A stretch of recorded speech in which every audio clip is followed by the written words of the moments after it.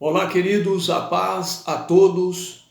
Quero expor a pedido de colegas de ministério sobre a matéria teológica chamada hermenêutica bíblica. Quero expor as principais questões cruciais que não se pode jamais substituir e jamais negligenciar para que se possa interpretar as Escrituras Sagradas, a Palavra de Deus. Então eu quero começar expondo que a Bíblia ela é um livro sagrado, um livro divino, né?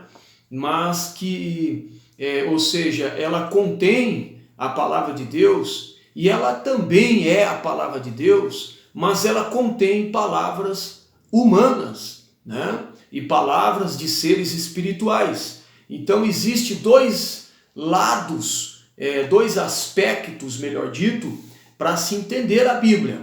A Bíblia, por exemplo, ela tem dois aspectos da interpretação, que é o aspecto divino, ou seja, a Bíblia ela tem expressões divinas, expressões de anjos divinos, né? Anjos da parte de Deus, e também tem expressões humanas, o aspecto humanístico da Bíblia. Não podemos negligenciar esta questão. A Bíblia, ela tanto é um livro divino, quanto também é um livro humano. Ela também é um livro humanístico, também tem expressões de seres humanos, expressões humanísticas. Então não podemos deixar de considerar essas duas questões. Outra questão de suma importância para se entender a palavra de Deus é a questão, né, dos 4 abismos, dos 4 desafios para interpretar a palavra de Deus. Existem 4 desafios que nós, de suma importância, não podemos desconsiderar para nós entender a palavra do Senhor de forma sadia e de forma correta, como a Bíblia é.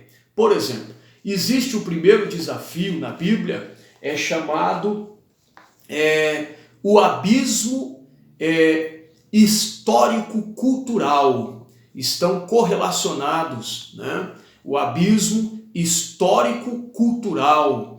Devemos entender a questão histórica do texto e do contexto em apreço que estivermos estudando, né? Em que nós estivermos escavando para descobrir a interpretação original e sadia da palavra de Deus. É o abismo histórico-cultural, ou seja, é um desafio, meus irmãos, é um desafio, né, que nós temos para interpretarmos a palavra de Deus. É um desafio histórico-cultural, porque a Bíblia ela é um livro antiguíssima, é um livro antigo, é um livro de milênios atrás, né? É um livro de vários mil anos atrás. O Novo Testamento, por exemplo, a compilação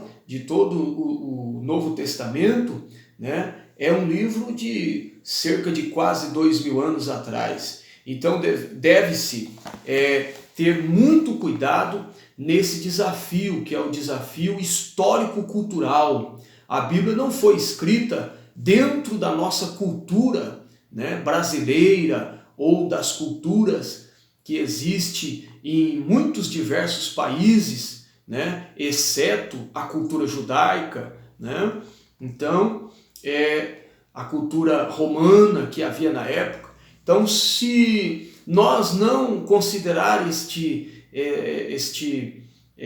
aspecto, esta questão, né, esse desafio, para nós vencermos, transpormos esse desafio, jamais nós conseguiremos interpretar a Bíblia como ela é, da forma original e sadia, como se deve interpretar. Então esse é o primeiro desafio, o primeiro abismo, é o abismo histórico-cultural.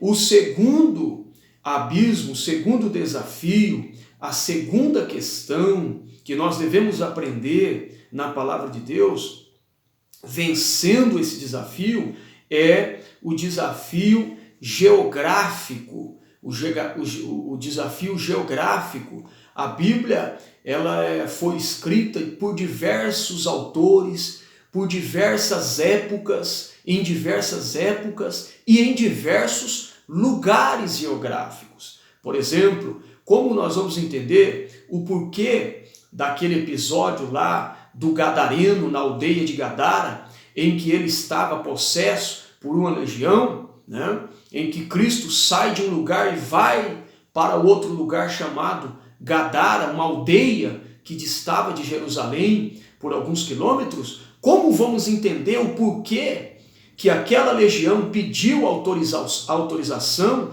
para Cristo, para eles entrarem naqueles porcos? Por que aqueles porcos? Né? Por que daqueles porcos naquela região? Se nós estudarmos o fundo histórico, cultural da aldeia de Gadara, vamos descobrir que aquela região, aquela aldeia, havia vários comerciantes de porcos. Eles criavam porcos, por isso havia aquela manada de porcos em que aquela legião, melhor dito, pediu autoridade a Cristo para entrar naqueles porcos, e aí eles se precipitaram para dentro daquele rio, né?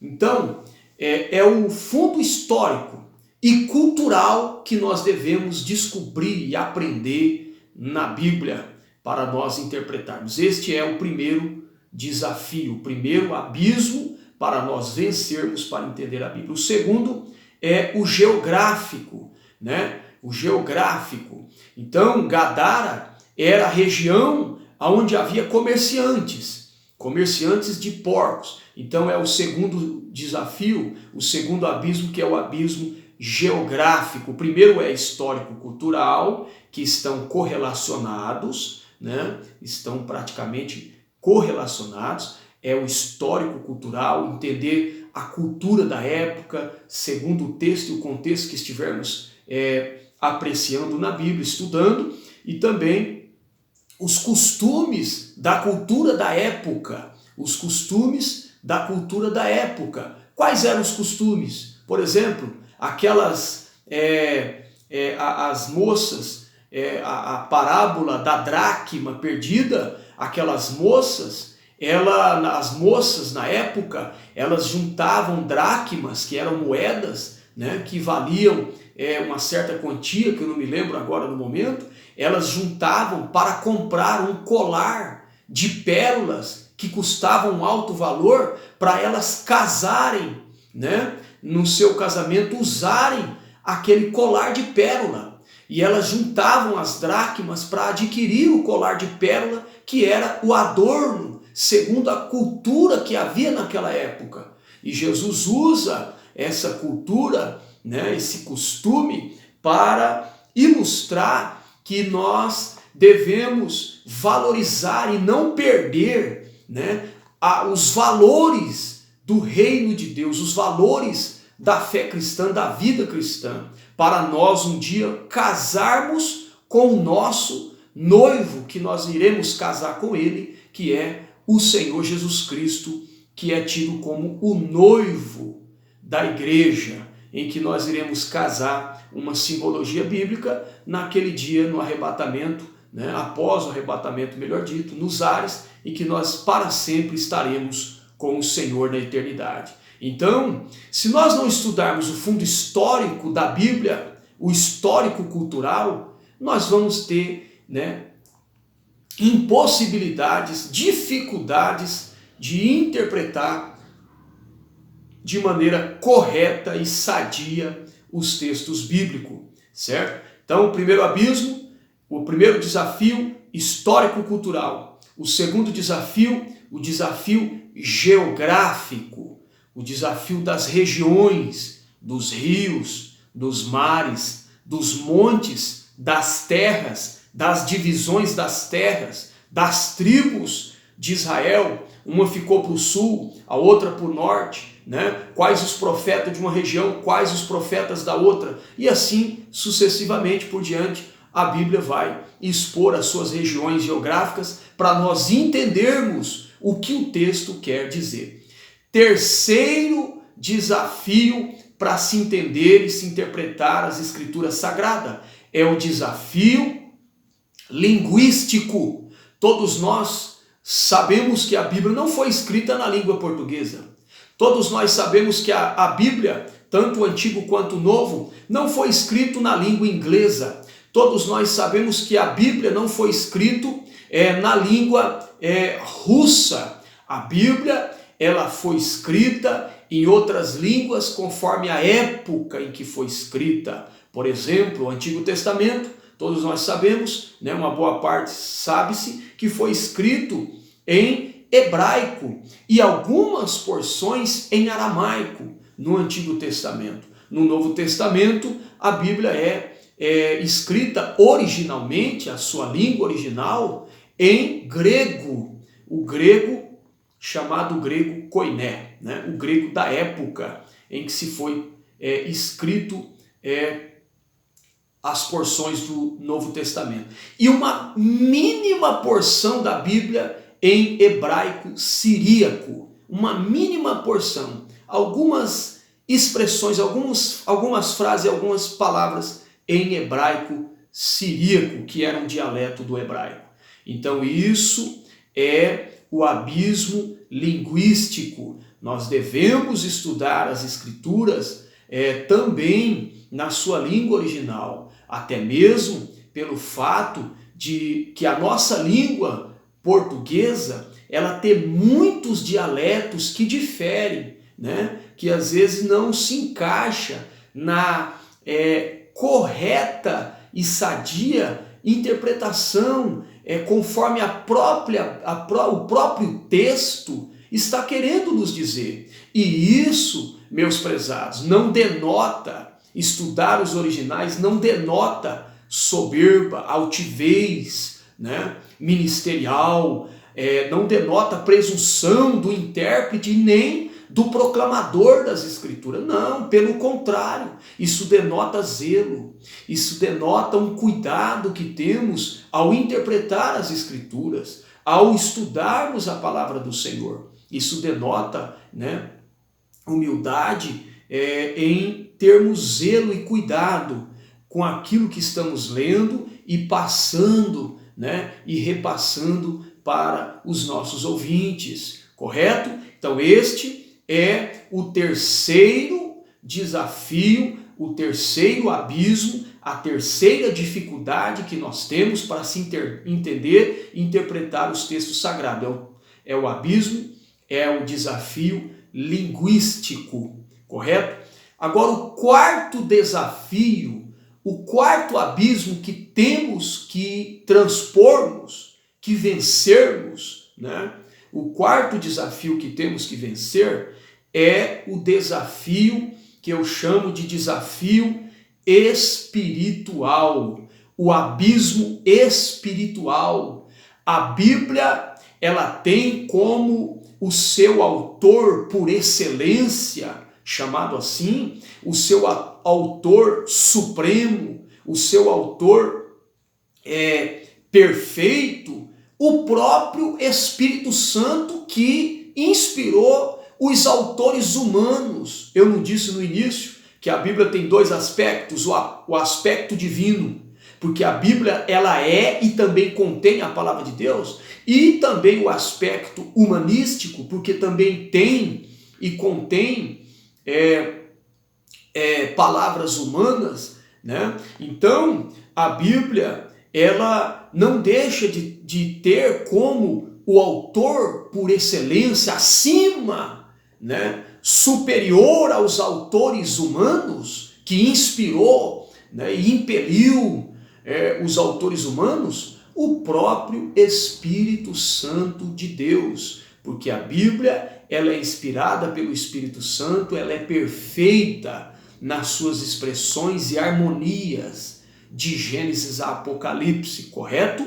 Então, este quarto Este quarto abismo é chamado de abismo espiritual. O que eu estou querendo dizer?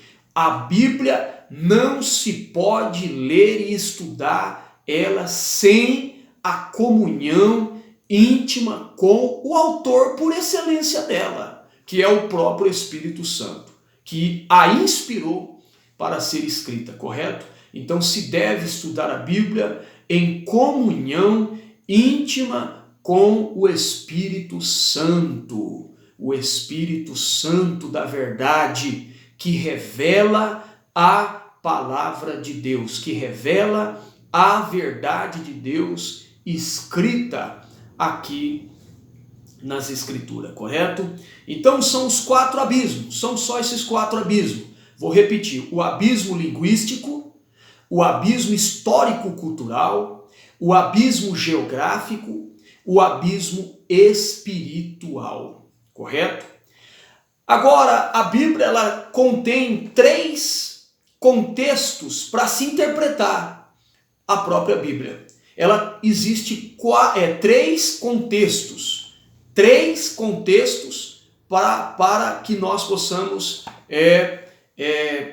aprofundar nas Escrituras sem de maneira alguma ferir nem o texto, nem o contexto amplo e nem o contexto geral das Escrituras. Então é isso que eu quero dizer. O primeiro contexto é o contexto geral das Escrituras. É o contexto geral no que tange, no que diz respeito às doutrinas centrais da Bíblia Sagrada, as doutrinas centrais das Escrituras Sagradas, que é a espinha dorsal da Bíblia, que é as doutrinas cruciais, inegociáveis das Escrituras, certo? A doutrina de Deus, a doutrina de Cristo, a doutrina da igreja, a doutrina do Espírito Santo, a doutrina da salvação, a doutrina dos anjos benignos e dos anjos malignos. Então existe as doutrinas e outras doutrinas pormenores, né? As doutrinas centrais, cruciais, essenciais das Escrituras, que não se pode ferir, não se pode violentar estas doutrinas. E estas doutrinas, elas se harmonizam, se coadunam, se completam em toda a Bíblia Sagrada, de Gênesis a Apocalipse, tanto no Antigo Testamento como nas doutrinas neotestamentárias do Novo Testamento. Então, o primeiro contexto para se aprender a Bíblia é o contexto geral das Escrituras.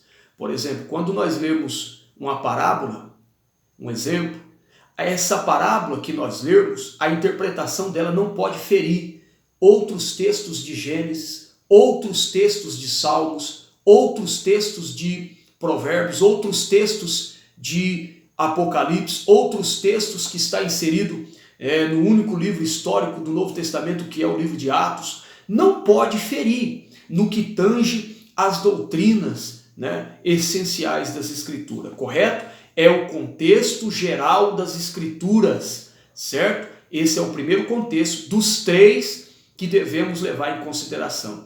O segundo contexto para se interpretar a Bíblia Sagrada é o contexto amplo. Por exemplo, você está lendo, nós estamos lendo Salmos, Salmos que denota música, né? Que denota música. Mas vamos ler, nós estamos lendo Mateus capítulo 6. Nós temos que ver o que Jesus disse nos versículos anteriores, ou até mesmo alguns capítulos anteriores, e também o próximo capítulo, ou 2 ou até 3 capítulos sucessivos que ele disse posteriores, no que está falando no capítulo 6, em alguns textos exclusivos específicos do capítulo 6. Então este é chamado de contexto amplo, o que está falando antes, um pouco antes e um pouco depois, para nós entendermos o raciocínio, tanto de Cristo, quanto também o raciocínio de outros escritores, como Paulo, como Tiago, como Pedro, como os profetas, correto? Quando lemos propriamente os livros dos profetas menores e maiores, nós vamos ter que levar em consideração o que eles estavam dizendo nos versículos e capítulos anteriores, próximos, que é chamado de contexto amplo, e também nos posteriores, nos versículos e capítulos ali posteriores àquele texto que nós estamos disseminando, certo? É o contexto amplo da Bíblia. E também levar em consideração o terceiro contexto, que é o contexto imediato. Existe o contexto imediato, que é aquele que nós estamos lendo, por exemplo, se lê o capítulo 6, lê o capítulo 6 todo, naquele assunto em que Cristo está lidando e ensinando ali em Mateus capítulo 6, correto? Então esse é tido como contexto imediato, certo? Então devemos levar em consideração os três contextos para se interpretar a Bíblia Sagrada. O contexto geral das Escrituras, o contexto amplo das Escrituras e o contexto imediato da Bíblia, correto? Vamos lá, agora vamos partir para as linguagens bíblicas, as linguagens bíblicas.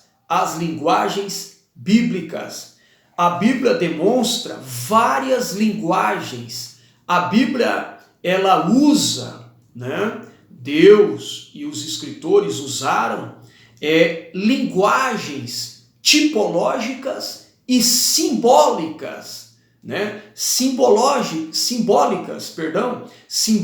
e tipológicas, para nós entendermos a intenção das Escrituras, a intenção do texto e do contexto, a intenção, né, da fala da Bíblia. Por exemplo, a Bíblia não se pode ignorar as figuras de linguagem em que ela está usando.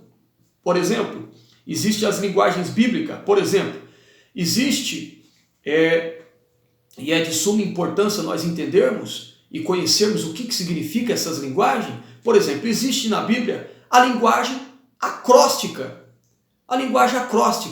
Existe na Bíblia a linguagem parabólica, a linguagem parábolas, que você muito ouve falar. Existe na Bíblia a linguagem metafórica, a linguagem de metáforas, em que a Bíblia usa. Existe também a linguagem sinédoque. Existe também a linguagem metonímia.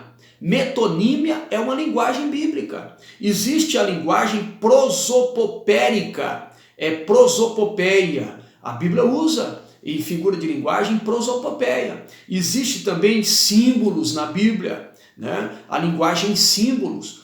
Existe a linguagem paradoxal, né? Existe a linguagem irônica, a linguagem hipérbole, a linguagem alegórica, a linguagem fabólica, a linguagem de enigma, a linguagem tipológica. Existe a linguagem símile, interrogativa, apóstrofe, a linguagem também antítese, a linguagem de clímax, de amplidões, a linguagem de clímax, né? A linguagem máxima e a linguagem proverbial. Existem essas linguagens que são figuras de linguagem e que nós devemos aprender, estudar o significado dessas linguagens, e cada texto que nós lermos, quando vermos alguma questão que denota figuras e tipos de linguagem, nós devemos estudar, nós devemos ir para o dicionário e nós aprendermos o que está querendo dizer naquele símbolo e naquela figura de linguagem, correto? Então, estas são as linguagens simbólicas. E a Bíblia também significa perguntas. A Bíblia se estuda em perguntas. Por exemplo, como que eu estudo a Bíblia? Fazendo pergunta. Por quê? Porque a Bíblia é um livro de perguntas. Por quê? Porque pelo menos existe 7 tipos de perguntas na Bíblia. Veja só, existem perguntas na Bíblia. Primeiro, perguntas que Deus faz para o homem. Perguntas que Deus faz para o homem.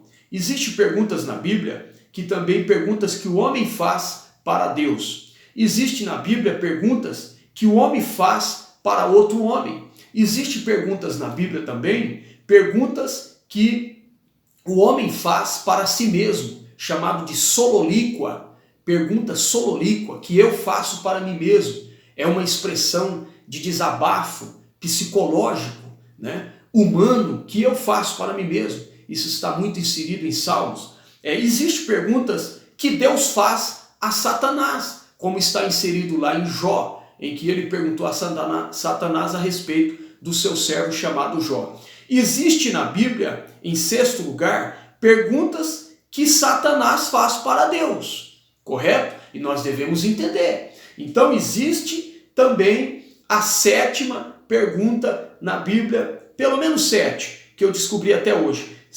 A 7ª aqui que eu pus. Perguntas que os anjos faz para o homem. Perguntas que os anjos faz para o homem, correto? Então nós devemos estudar a Bíblia perguntando o que significa aquilo que está sendo falado na Bíblia. E a pessoa, como eu já disse anteriormente, a pessoa por excelência, suprema e magistral, que nós devemos fazer as nossas perguntas para interpretar a Bíblia, é Sua Excelência o Espírito Santo, correto?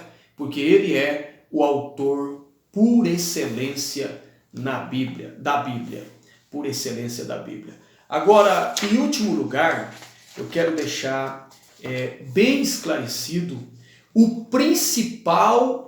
a principal, melhor dito, regra, o principal requisito, a principal regra fundamental para interpretar as Escrituras Sagradas. Isso daqui, meus prezados, não podemos de maneira alguma deixar de ter em mente. Isso aqui é o fundamento básico, o fundamento essencial, crucial, que nós não podemos abdicar desta dignidade da interpretação bíblica, da hermenêutica sadia, que a Bíblia e deve ser seu próprio intérprete. A Bíblia deve se falar por si mesma, através do Espírito Santo. A Bíblia deve se falar por si mesma. Aleluia! É o princípio a partir do qual se chega a outros que chamamos de regras ou pautas de interpretação. Entendeu? Então, a partir desta regra fundamental das Escrituras, que a Bíblia interpreta-se a si mesma pelo seu autor sagrado por excelência e magistral, que significa aquilo que está acima de tudo e de todos, que é o Espírito Santo, sua excelência, o magnífico Espírito da verdade, né? Através dele, do Espírito Santo, devemos estudar a Bíblia deixando, sem violentar a Bíblia, sem violentar a interpretação, ou seja, sem forçar a Bíblia, querendo colocar a minha mente, o meu entendimento, o meu raciocínio, o que eu penso, o que eu quero que a Bíblia diz. Não podemos fazer isso. Não podemos violentar, quer dizer, colocar, forçar o texto bíblico para que ele venha falar o que eu penso, o que eu quero, o que eu acho, o que eu desejo, o que eu forço que o texto deva dizer. Não podemos. Devemos deixar o próprio texto falar por si só, através da iluminação divina de Sua Excelência, o Espírito Santo. Correto? E assim nós vamos ter uma sadia interpretação das Escrituras. E aí, meus amados, teremos uma fé sadia, teremos uma fé correta nas Escrituras e estaremos precavidos e protegidos das heresias e das violências interpretatórias das Escrituras. Correto? Porque a Bíblia, ela não é de particular interpretação. Está aí uma ramificação da matéria hermenêutica chamada de exegese. Não é exegese. Exegese é a arte de interpretar a Bíblia segundo ela mesma, através do Espírito Santo. Segundo ela mesma, através do seu autor por excelência, que é o Espírito Santo da verdade. Isso é exegese. Agora, exegese é insuflar no texto segundo o forçar do meu entendimento, o que eu quero que o texto diz, e não o que propriamente o texto está falando. Isso é um perigo, e isso é o abismo que surge as heresias e as falsas interpretações da Bíblia. Correto? Eu quero deixar aqui este livro de suma importância para uma sadia interpretação da exegese bíblica. Esse livro que me trouxe muito entendimento, que trouxe-me uma sadia interpretação das Escrituras Sagradas, que me fez entender um pouco melhor as interpretações bíblicas, bem como outros temos aqui. Mas este livro que traz princípios de interpretação das Sagradas Escrituras, da editora Vida, é um ótimo livro de hermenêutica. É um ótimo livro de hermenêutica que traz dois autores em harmonia, que é o Lund e Nelson. Lund e P.C. Nelson. L.E.L. Lund, E-Lund, melhor dito, e P.C. Nelson, dois autores. É um ótimo livro, é um livro que nos traz, é um livro básico, mas que traz completo o básico para que nós possamos interpretar as Escrituras. Completo, basicamente completo, a interpretação das Escrituras. Correto? A hermenêutica bíblica. Muito bom, eu recomendo a todos para o auxílio essencial para se entender as Escrituras Sagradas. Correto? Eu deixo o meu abraço a todos e a minha gratidão a todos que apreciaram este singelo vídeo que vai auxiliar, ao menos em parte, aqueles que apreciam interpretar a Bíblia de forma sadia e correta como a Bíblia é. Muito obrigado, forte abraço, ficam todos na paz.